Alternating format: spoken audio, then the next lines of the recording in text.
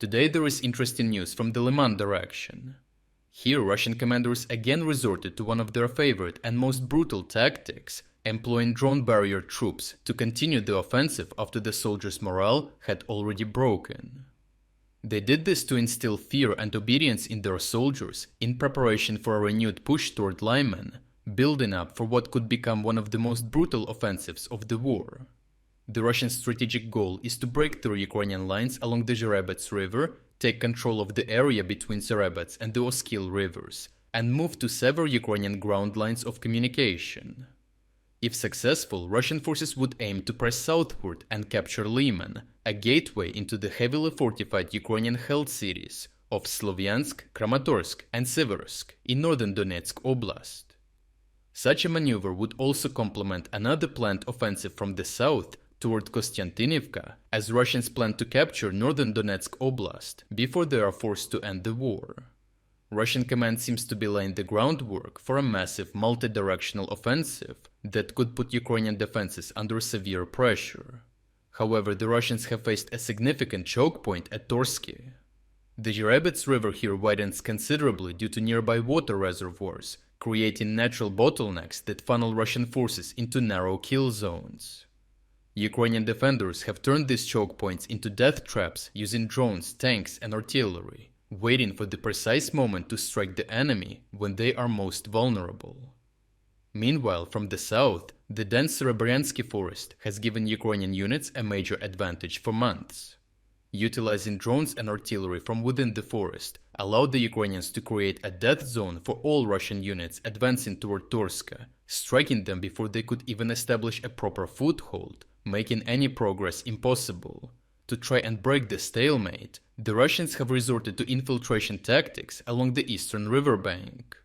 Small infantry groups are attempting to advance toward Torska from the north and further reinforce the Russian bridgehead at Ivanivka. Yet this approach has proven extremely costly. Drones have recorded wave after wave of Russian infantry being wiped out by Ukrainian FPV strikes, and the bodies of soldiers are piling up near the crossings. Despite this, Ukraine's 63rd Brigade recently intercepted communications between Russian units near Liman that revealed a disturbing new layer to these tactics. The recordings prove that Russian commanders are using barrier troops to keep soldiers from retreating. The intercepted message stated that if Russian assault troops, consisting mainly of newly mobilized soldiers without experience, retreat or hesitate during an assault, their comrades will target them with drones from behind. The Russians in the recording also stated that the order comes straight from Russian High Command. This is a brutal evolution of the traditional barrier troop concept.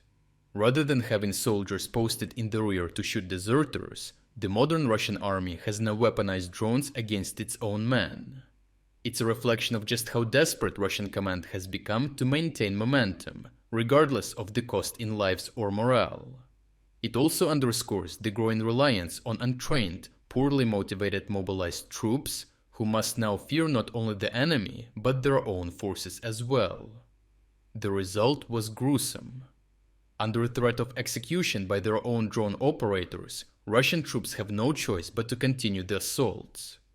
Through sheer numbers and forced compliance, some marginal ground was gained at an enormous human cost, but in the eyes of the Russian leadership, any movement forward, even over mountains of bodies, counts as progress. Overall, this development underscores the extreme lengths Russia is prepared to go to break the deadlock around Liman and Borova.